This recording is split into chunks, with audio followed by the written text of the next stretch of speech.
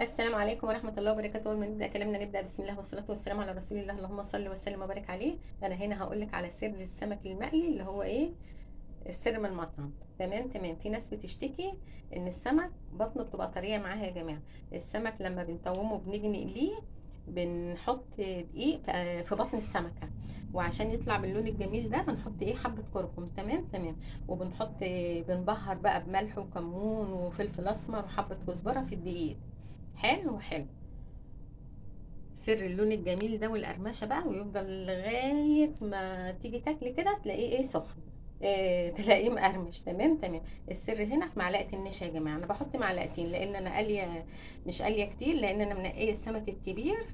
انا طالبه ده يبقى وسط لان انا بحب المقل الوسط. والشوربه مولعه عليها الشوربه اللي هي الصياديه، بعملها ايه بالسمك الكبير. تمام.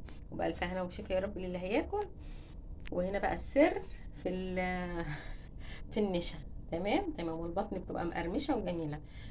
واترككم في رعايه الله وامنه، والسلام عليكم ورحمه الله وبركاته.